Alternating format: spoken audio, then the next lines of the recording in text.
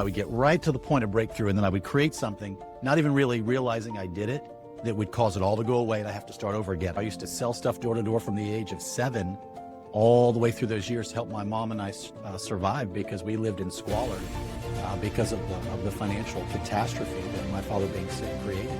I would like to say that there's hope. You can change everything. And I'm talking to the guy that's looking for another comma, with another zero. I'm also talking to the person that hasn't made their first sale. I'm also talking to the person that is at the point where there's another chapter in life because something hit them, maybe they're retiring. So wherever you are in the spectrum, God's called you to do something great. The purpose of a thing is in the mind of the maker of a thing. And unless a thing is used in the purpose that the maker made it for, abuse is inevitable. You are called to do something great.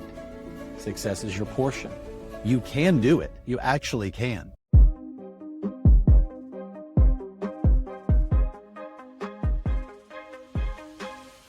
All right, welcome back to the Daily Mastermind. George Wright III with your daily dose of inspiration, motivation, and education. And I'm excited today because we're joined by a great guest, Gabriel Sedlak. How are you doing?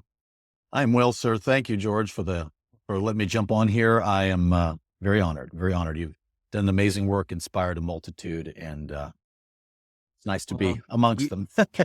I love it, man. You have got a lot of things going on, so we've been able to line things up. And you know, for those of you that are first time listening, I think we're at episode 1086. So we've done 1,000 episodes. If you haven't already, make sure you hit that subscribe button so you don't miss any. But the goal here is for us to help you to create your best life. And to do that, and you hear me always say, it's never too late to start living the life that you were meant to live. We've got a great guest for you today. So let me do a quick introduction so you know who he is. Gabriel's a father, husband, entrepreneur, speaker, podcaster, trainer, coach. Like, he has got the gambit. He's got a book that he put out a couple years ago called Cut It Out, Getting Your Head Straight in Network Marketing. And he's an overall entrepreneur, but he's got over 30 years of experience in networking. And, you know, he's faced all kinds of stuff. We'll talk about his struggles, his setbacks, his victories, his journey. It's a total testament to perseverance and self-mastery and relentless pursuit. But we're going to talk about sort of some mental shifts. We'll talk about breaking through self-doubt and overcoming obstacles. But we're going to kind of dig into his journey a little bit. So if that's okay with you, Gabriel, we'll get right into it. Let's do it. Let's do it. Awesome. Well, just so people got to get to know you a little bit more, let's start with a little bit of your journey and background. You know, you spent nearly 30 years in networking. Take us back a little bit to the beginning. Just what drew you into that industry, and what is it that really drives you as an entrepreneur? Like, give us your backstory a little bit here. Yeah, thank you for that. Well, growing up, it's amazing how crisis can steer you. It either breaks people or it can make people, right? Yeah. And so growing up, my father was much older than my mother. Back in the early 70s, they had the big swine flu outbreak, right? Mm. And so he got the shot, and I think I was 3 years old, 2 years old, and he got Guillain-Barré. My mother jumped up, ran in the living room. There he is in bed on the couch, suffocating. So they came in, the ambulance came, they trached him. And so I spent my entire life for 7 years, from 2 to 9, in hospitals and nursing homes. And it was, you know, suction machines, and every phone call could be an emergency. And my father had, 16 operations over the 7 years. And he was paralyzed, waist down. His voice was destroyed, couldn't talk, didn't eat normal food, drawn up like this. And so the image of the father figure, my image of a father figure and my image of a leader was interesting. Wow. Now, my dad in the background, he was a world leader. He was in Auschwitz for 6 years, 3 years solitary confinement because he wouldn't turn in his fellows and deny all belief in Christ. Interesting. Wasn't Jewish, but he had a tremendous amount of power. Youngest member of the history of Czech Parliament, spoke 7 languages. And so I grew up with this man that changed the world, right? He evaded Panzer tank divisions and rescued kids over the border, all the stories. I have boxes upstairs full of all the stuff in Czech. And so here's this great figure. Here's this man. And as a little kid, he's like my hero, but he's laying on a hospital bed, paralyzed. So in my mind, I, as a young man, processed that all greatness ended in futility. Mm. So I would do something, be successful, be at the top of my game, do something amazing. But in the background, I would create this internal self-sabotage where I would get right to the point of breakthrough. And then I would create something, not even really realizing I did it, that would cause it all to go away and I have to start over again. And that pattern became very successful because I didn't think anything good would last. Wow. So in this kind of, my life was like this. Here I am, right? I'm 18, 19 years old, couple man figures in my life from church, things like this that would speak up. And I had this guy, friend of mine goes, hey, come to this meeting. So the first introduction to network marketing was a lady in Atlanta, flew in on a pink jet to Oh, Peachtree wow. DeKalb Airport, this company called Rosemary. And we all sat in the back of Denny's. Remember, you could sit in the back of Denny's all night long and drink coffee for like 12 straight hours. Oh, yeah. So Yeah. we would do that, and then Barley Green. And then finally, right when I got 18, I jumped into A.L. Williams Primerica. Mm. When that company shifted right at that period of time, I got my insurance license. I was going to go for my Series 6. And funny story, but I had a giant head of curly hair, and they used to call me buckwheat. I mean, I'm not buckwheat. They used to call me cream of wheat, not buckwheat. And I used to drive around a 67 Le Mans convertible, and I would lead meetings. And then sometimes when people would see me, they'd go, this is the guy I talked to on the phone. Cause I thought I was cool. I wasn't. Yeah. Yeah. But what really shifted my life is one day we're in there, I'm getting my feet wet in network marketing. And this man walks in with his family. His last name is Vigilante. Can you imagine Oh, having wow. a last name Vigilante? What a Literally, name. literally his last name Vigilante. He walks in, he's a godly man. His wife comes in next to him, and the way that she was holding on to him, the way she was looking at him, and the way that his kids were interacting with him imprinted something in me of stability I'd never seen. Wow. And he said, hey guys, Felt something. I did. He said, hey guys, we're here. We're going to go to the islands. I'm here for you if you need anything. And the way that they were interacting, and I'm from Buckhead in Atlanta, born in Buckhead, raised in the suburbs. And if you didn't have a Mercedes at the age of 5 years old, you were a failure. You had to live in the country Oh, club. wow. You had to Pressure. work for IBM, Coca-Cola. And back in the day, 6 figures a year was the thing. If you can make 6 figures a year, right? Because I'll be 54 in August. So that was a while ago. And I just, the pressures of that, of life. And I saw this man, I toyed with network marketing, but when I saw him, I saw the fruit. And it imprinted something in me that I believe even was the beginning of my healing journey when it came to being a self-saboteur. So it all started because I saw a successful man walk in with kids clear-eyed, wife with clear eyes, living life free of the noise. And in Atlanta, you remember back in the day, latchkey kids was a big term. Everybody was running 2 jobs. They never saw their kids just to get bigger and bigger houses. And so that whole combination of those factors kind of threw me into network marketing because, final statement, I was a Mercy pass through elementary school. I never went to high school, and they didn't know what to do with me. So I kind of had to be an entrepreneur. I used to sell stuff door to door from the age of 7 all the way through those years, help my mom and I survive because we lived in squalor because of the financial catastrophe that my father being sick created. And so you just become, you're either destroyed or It's interesting you say that though, because on one hand, I think you've got that mindset to where you just went through a litany of challenges and obstacles and everything, but you said it in such a simple, happy way that it makes it almost sound easy for a lot of people, which we know obviously from those scenarios it didn't. So I guess I'd have to ask you, what positive influences along the way growing up during all that, what did you do to kind of, we'll jump into your journey here in a minute, but how did you, because there's a lot of people that are struggling with a lot of those kind of things, and they don't, and you came across this individual, but during that time, how did you stay consistent into a mindset of, positivity? I think one of the motivations was hating the alternative. Mm. And that was continuing the struggle. Yep. Number 2, I never saw happy people that had the pseudo success, had the big houses because they were all strapped and giving their families crumbs at the end of the day.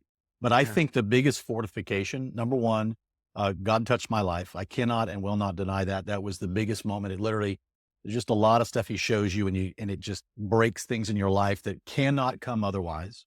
Yeah. But also there were a few people, a few men that saw value in me, spoke life into me, and actually cared enough to notice me and help me.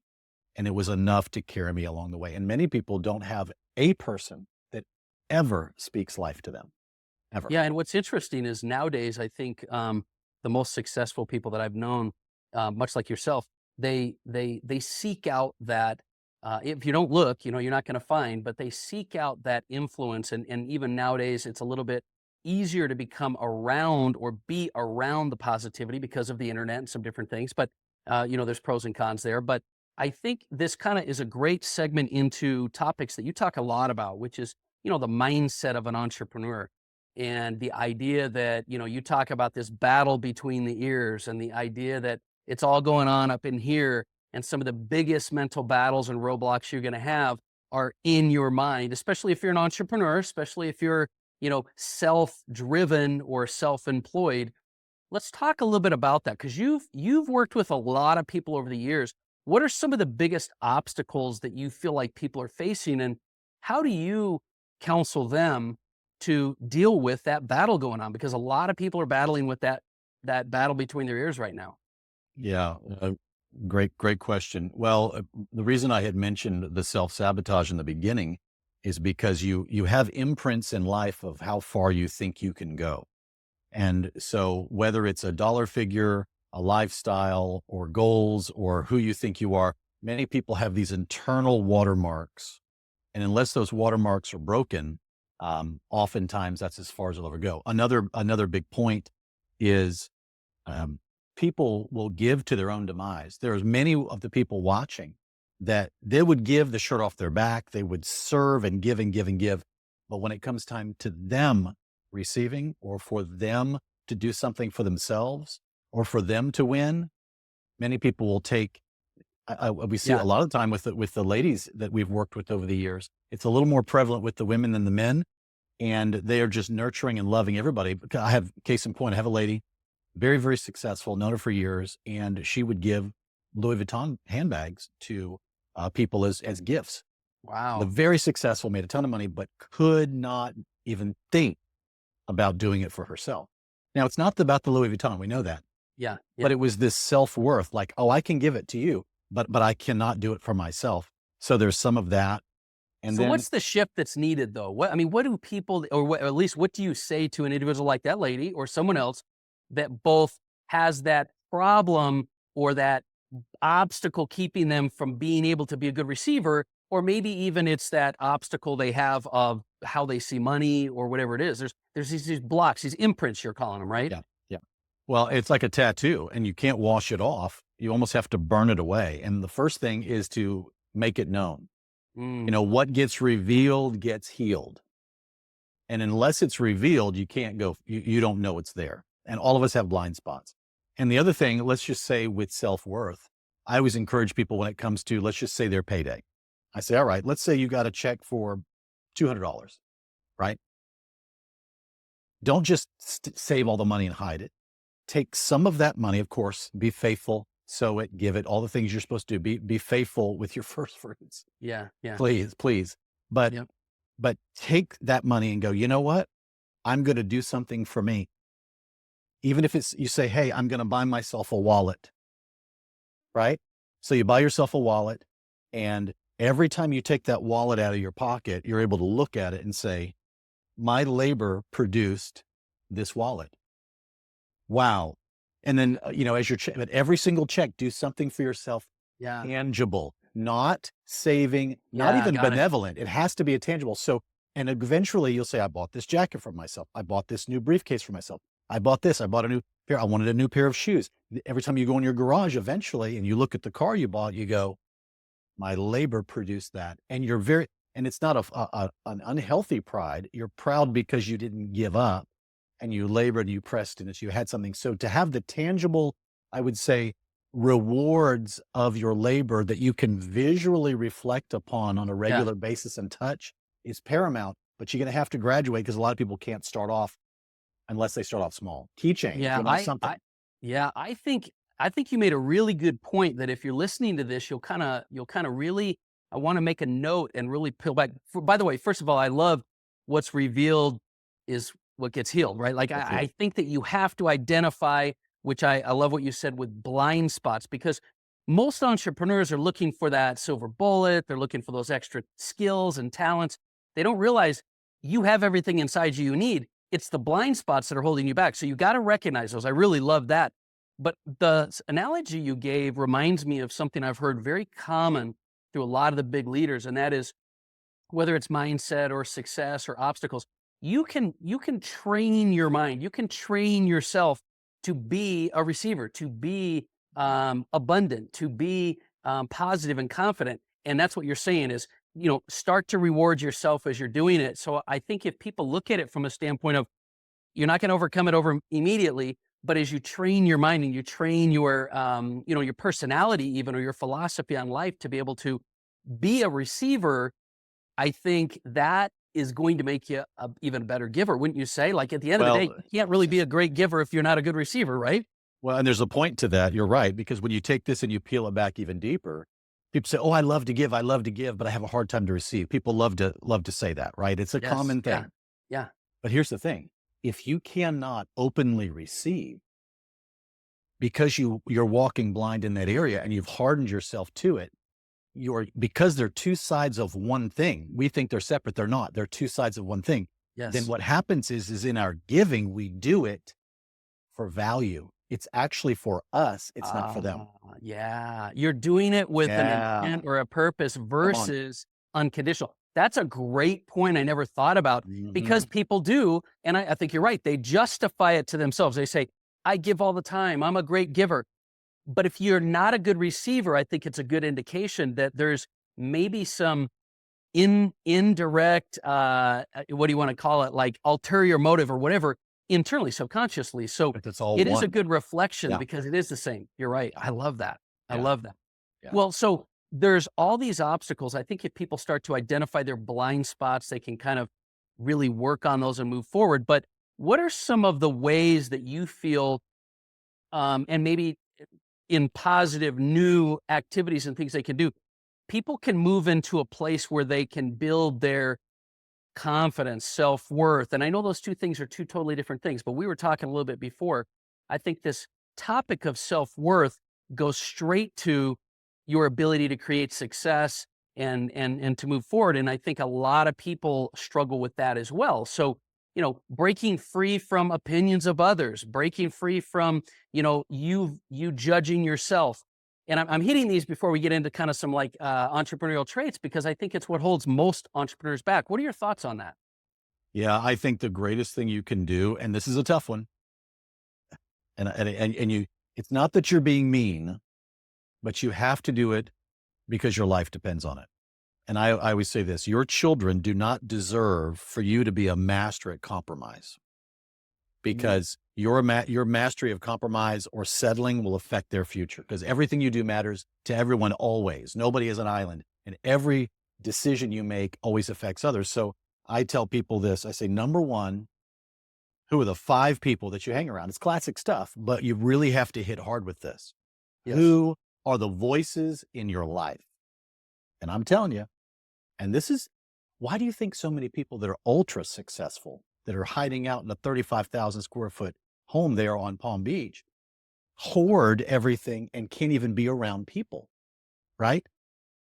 So wherever you are on the spectrum, there's all kinds of bondages, and you don't have to have nothing. You could be the biggest slave in the biggest house, right? Yeah. Yeah. So I always say, where do you go where you're celebrated, not where you're tolerated? You have to have voices in your life that speak life over you. And if you don't have any, then you have to remove yourself from the people. You can come back maybe down the road, and after you've succeeded, they're going to say, why are you doing this? And why are you doing that? It's a crabs in a pan scenario, right? One Yeah. crab Right. always Yes. jumps out, Yes. but if you stay in that circle, they'll pull each other down till they're dead. So I think the first thing that we have to do is we have to force ourselves to be around edifying, life-giving, fruit-filled. And this is a tough one, because a Yeah. good tree doesn't produce bad fruit, and a bad tree doesn't produce good fruit. You have to go where you're celebrated, where people are edifying, where there's life spoken over you. And that is why part of the reason the profession that we have chosen all these years is so powerful, because the only way you succeed is by pouring into others, Yes. surrounding yourself with others that want to succeed and break barriers, and also receiving from others. But I would say, change your friends. Well, and Right away. that is a really big reason why I've known many, many, many people in the networking space because of the association. You get positive association, reinforcement, support, recognition, and it starts there. I like that that was your answer because a lot of times when people think about self-worth and confidence, they're just 100% in the mental game, and sometimes that mental game is the one you can't get out of. But when you surround yourself with the right people, it's like, your Proximity. Yep. energy, and you can get this, I like to call it belief transference, meaning when I'm hanging out with someone like you that's super successful, that's doing things, that's moving and shaking, it's just easier for me to believe in myself Yes. as well because of the confidence you exude and things like that. So I think that's really, really good to surround yourself with the right people, not just because you want to be around positive people, because it has a direct reflection on your inner game, right? Your self-worth, your confidence, and things like that. Well, George, the crazy thing is the problem isn't the seed. See, we always are saying, what's wrong with us? What's wrong with us? What's wrong with us? No, no, no. The Good problem point. isn't the seed. The problem is the soil. Mm, We've got to be in proximity. If it goes back to the parable of the sower, the seed is sown and it lands on good ground, solid ground, rocky ground, the sun drive. We know the story.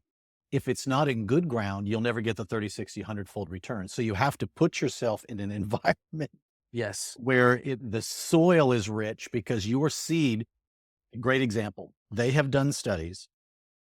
I even wrote about this. I think I wrote about this in that book, but I've trained on it. Nevertheless, I've trained on it.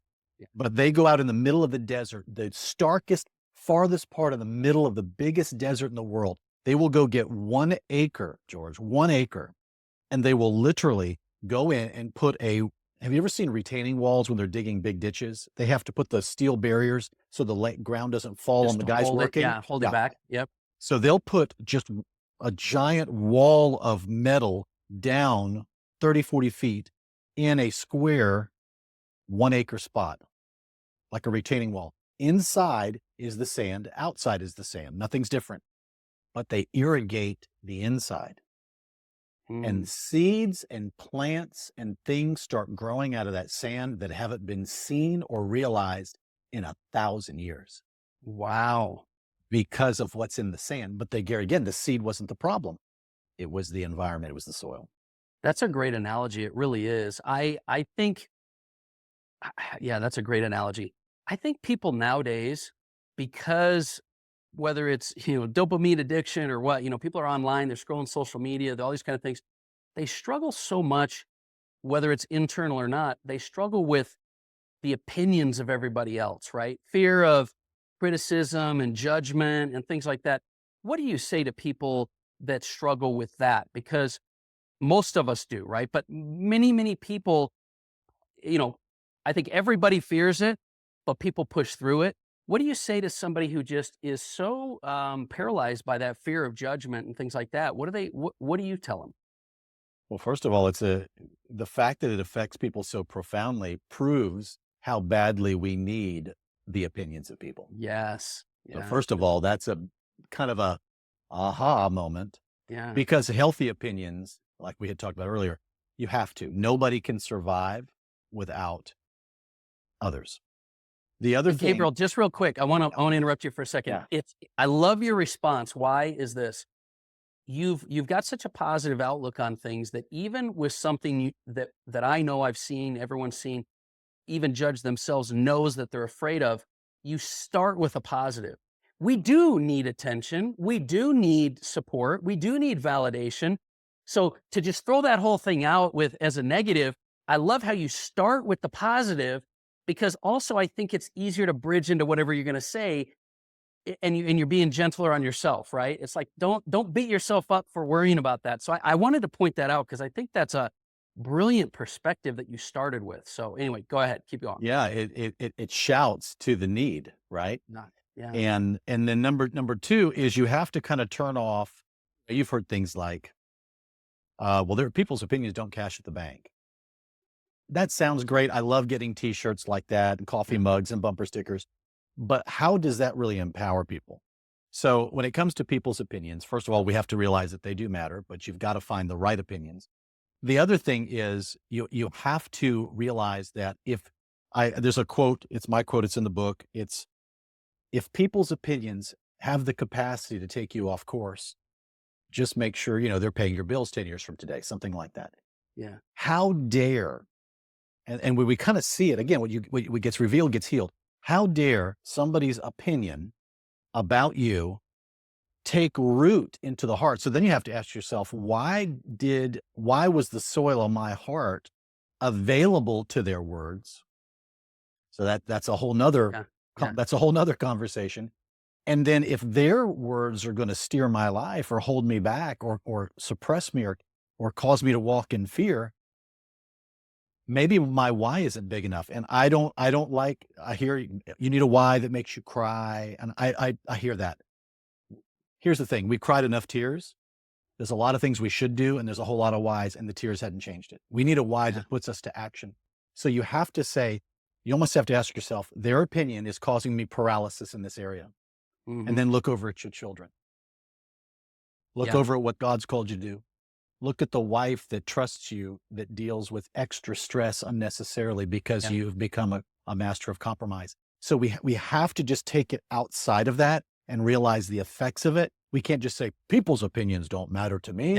And then you squawk a bunch of positive affirmations. It's not enough. And this is the circle that so much of the motivation world gets lost on, because they're just, I think I can, like the train that could. It's not enough. You have to, and I got to be theological for 1 minute. I love what the scripture says. You have to renew your mind by the washing of the water of the word. There has to be truth that renews the mind, washes the mind, renews it, because the capacity of a person to change themselves, we all know, is limited. Yeah. So that's actually, I'm glad you added that. Because I do think a lot of people that are in the space that are trying to get better are in some form of personal development. So they're trying to change. And a lot of times the minute they realize that, number one, they're making it about themselves, if they're worried about the opinions of others, they start to say, oh, well, I don't want to be that way. And so they start to go outside themselves and find clarity in what their real why is and what their reason is. And they can find some comfort in the idea that they're not on their own doing it either.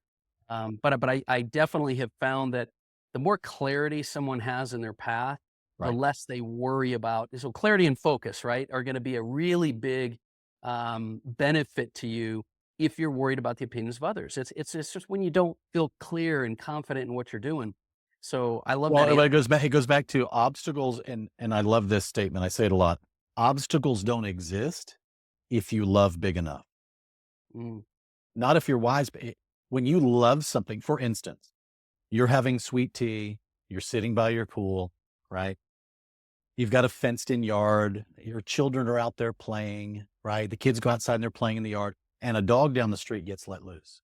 A mean one that everybody knows is not a good one. Runs across the back of the yards and goes after your child. Golly, I'm in my bathing suit, hot. I don't have my sandals on. Where am I going to put my drink? The fence is high. I don't know. We would never in a million years process one bit of that information. We would have that. We would do that superhero strength where you can lift a car. Suddenly, the glass is down. You've scaled the fence. You've run 300 yards. You've pounded the dog. You've saved your child. You didn't even feel the bites. Yeah. And see, this is what happens when you love big enough. All the noise goes away, George. Yeah. And this is the stuff that has to be discovered, because when you do that, then people's opinions, you don't even hear them. Yeah. Because you've It's an interesting analogy. It's so funny when you were saying that. It made me think of, I don't think I've ever said this, but so I was at one of our condos. It was like an Easter trip or something we had with the family, and kids were playing in the pool, and it's cold, but the kids want to go get in the pool anyway, and it's freezing cold. So I'm like, they feel nothing, right? I'm in a sweatsuit. I got my watch and my phone on. Like, I'm not at the pool. I'm just there to watch them. And I remembered one of our kids was hopping along, testing the water, because he, didn't really swim very well, and got to that point where it went from the shallow to the deep end, and you just saw him go underneath the water. And that's when your blinders go, and all I did was just jumped in the pool, grabbed him, pulled him out. I didn't think, oh crap, I got to take my watch off and get my shoes off. And what if anybody sees me? I'm going to look like an idiot, because when you're focused, all that other stuff goes away. And so when you talk about family and things like that, I think that's a really good point. And I'll tell you, That's how you get people's opinions not to bother yeah, you because yeah, you're dialed in to what actually matters. Yeah. yeah. And quite honestly, if you're busy enough, you don't have time to think about the opinions of other people. That's why you got to be around people that are movers Uh-oh. and shakers, right? Uh-oh. So it is, people that are driven. So I'll tell you this. So let's do this. Now, what are some practical steps someone can take if they feel stuck, whether they're in networking or whether they're in an entrepreneurial journey, or maybe they're in a corporate job and they want to change? What are some practical steps people can take to change their trajectory? I'm working on all these things. Like, what do you tell somebody that's like, I really want to make a change in my scenario, my situation, my life. I'm ready to make a change. What do you recommend? Well, you're kind of, you're reverse engineering multiple things at once. And here's what I would say. This is very practical. The first thing I ask people, I say, let me see your social media. Mm, Now, if they won't show it to me, we have an issue. I say, let me see it. yeah. If it's sexual innuendo, stupid jokes, banter politically, nonsense, social causes, lots of dumb jokes. If they're the icon or their profile is a dog or a cat, Yeah. Not serious. I just say, listen to me. Nobody's going to take you seriously. As a matter of fact, you're going to repel folks. So if you're looking for change, the first thing you have to realize is we live in a world that goes, oh, hi, Gabriel. Yeah. And then they make their decision. So number one, the social media has got to be addressed. And I just say, listen, guys, you got to clean up your act. That's a big one. The other thing, like for guys or girls, I always say, if your profile picture is you're showing your bare chest or you're trying to show your abs, I'm like, give me a break. You're not trying to show your abs. You know this. Or some woman is at the bathing suit, always doing sideways shots. I'm like, give me a break. You know what you're doing. And if you're wondering why the people that are being drawn to you are not the type of people that you're looking for, there may be some reasons why, because you're throwing out that bait. And so that's a big one. All right. So that's one that people don't like to deal with, but we do that. Yeah. Now, if they're married. But I like that self-assessment. If you want to make a change, you have to start by assessing where you're at, because that's going to be a change right there. Correct. Okay. Correct. Second of all, we address the elephant in the room, and that is not called the death scroll. It's called basically the death roll. It's the more you do this, that alligator bites and starts twisting and kills its prey. It is literally like that. So if the time is spent on Netflix, if it's spent on scrolling and comparing, because remember, I think the science is when I look at you, you walk in a room, I walk in a room, I say, hey there, George, it's a 16 millisecond imprint that you make to me. It hits me. I then file it in where I think you are based upon your look, your height, your clothes, what you say, how you sound, everything. And now the 17th millisecond forward, you're either going to confirm what the file I put you in, or you're going to take yourself and put yourself into another file. Yeah. And so what we do is, if we're doing constant images, we're creating these snapshots of comparison, which causes us to compare our starting point with their blue ribbon or their finish line or their perceived finish line or their super sterilized perspective. Now, this is classic stuff, but people don't want to talk about it. So that's another layer to it.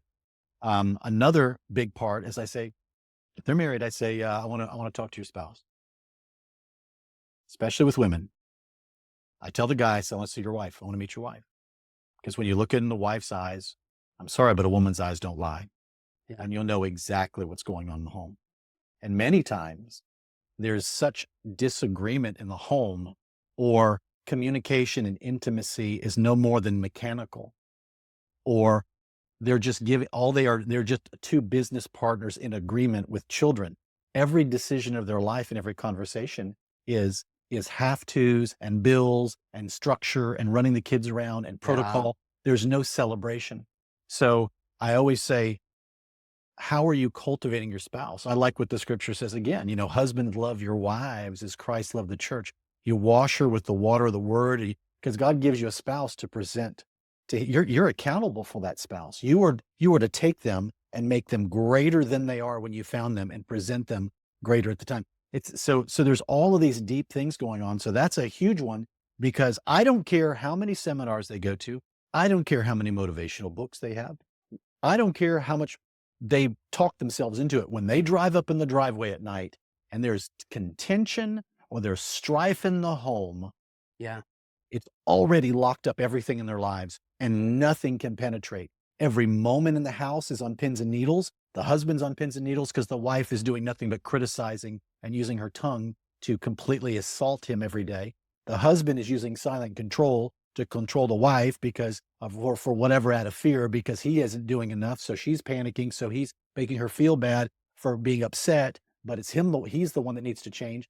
And then the kids are the byproduct, and then they bark at the kids. So many times people are looking for the fix where it isn't to be found. And that's why where there's strife, there's every other evil work in the midst. And the home is everything. Your first order of ministry, your first order in life, your first order in everything is that wife or that husband God's given you and those precious children. Outside of that, if there isn't victory at home, you have no business preaching to anybody else. You have no business motivating anybody else. They say if you can't keep your own affairs in order, you have no business helping people with the affairs in their own life. And we think we can compartmentalize that, like, well, I can just put on the hat and go to my motivating environment and speak truth to people. But it comes through, it comes out. There is always a transfer, because you know this, Jordan. When you meet somebody, you remember 8% of what they said. Yeah. But when you're driving off, you go, man, there was a deposit. Yeah. There's a deposit that gets left on you Yes. when you meet somebody. And so these are some of the easy, obvious, simple, painful, but if people really want to change their lives, they must be dealt with. And then the rest of your life, it's like you've been underwater. If you can beat a few of these things, Yeah. you ever been underwater desperately wanting more air and you finally get out of the water, you go, oh, Just amazing. it's literally like that. You're breathing for the first time. And then everything else, like your want to, turns on. You're able to attack life and engage in all this successful stuff because the foundation was laid right. Yeah. And I think you made a really good subtle point a little while ago where you said, most people think they know where they need to make some changes, but they're not really looking in the right area. It's like my favorite quote, Jim Rohn says, success is not to be pursued, it's to be attracted by the person you become. Sometimes we just don't look in the right area, but I will tell you, it's the roots, not the fruits, you got to try to change. You've got to change that inner, that family, that internal, that mental game. So I really love that perspective. And clearly over the years, you've had a lot of success, and especially working with individuals in the industry you're in. So you've been able to see the changes and stuff. I've loved this conversation, man. I wish we had more time, and I really appreciate you sharing some of those words of wisdom. Where can people where can people connect with you? If they want to connect with you, where's the best place for them to find you? Yeah, the best thing is social media, just Gabriel Sedlak on Facebook. I think my YouTube channel is Gabriel Sedlak Official. I've had all kinds of stuff on there, some motivation, some car stuff, some fun things. I'm figuring out what I want to be when I grow up on YouTube. It. But yeah, it's just simple. And you can DM me. That's the way to go. I love it. You know what I'll do? I'll put your links. If you're listening to this, I'll put his links in the show notes so you can go check it out, connect with him. Like you said, DM him. This is back to this point of surround yourself with the right people. So if you can, connect, make a connection, make a friendship. It doesn't even have to have a specific point of it. And I really appreciate you being here. Is there any final words of encouragement or thoughts or strategies or anything you would like to leave with our listener before we take off? Yeah, I would like to say that, there's hope. You can change everything. And I'm talking to the guy that's looking for another comma with another zero. I'm also talking to the person that hasn't made their first sale.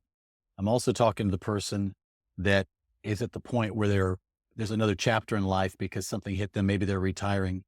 So wherever you are in the spectrum, God's called you to do something great. You're not supposed to just live Groundhog Day and have every day be a repeat with little successes. And at the end of the day, you're trying to, you have more feel goods than feel bads. And somehow that's victory. It's not. that what I like what Miles Monroe said. He said, the purpose of a thing is in the mind of the maker of a thing. And unless a thing is used in the purpose that the maker made it for, abuse is inevitable. Mhm. You are called to do something great. Success is your portion. You can do it. You actually can. And if you have found that you've hit this wall, again, wherever you are, you could be flying in private jets every day hearing this, because there are people that are that far. George, is a great photo today. It was a picture of like cars in traffic. And on every single car, it said, heading to the hospital because my father just got, hey, we just, we're trying to pay our rent. I just had news, every car had something going Everything. on. And I'm Yep. just telling you folks that you can do this. I know that the world, you just have to be, I think the biggest thing I would leave you with is it's possible. And many people don't even realize that. They think, somehow they still think that it's not going to happen and then it's not possible. And I just want to tell you it has. If I can do it, you can do it. And you haven't heard 1/10 of my story. And if I can survive, I am a testimony of God's grace and that things can work out if you just love big enough. So yeah. Yeah. And not only do I love that message, because not only do I believe you can create the life that you want to live, that you're meant to live, but sometimes people just need to hear that. So I'm glad you said Just it. need to hear that. Said it. It's sometimes you just need to hear it, and especially hear it from somebody like Gabriel that believes it, that I believe it. So with that said, listen, we're out of time, and I appreciate you guys being here. We got a lot of good stuff coming up, and so make sure you share the show. Hit us up. Look in the show notes. You'll see some different ways you can connect with us, and then again, let us know what you're working on. Let us know what we can do to help you and support you. That's the reason we have the mastermind, and we'll look forward to talking with you more tomorrow. Have a great day.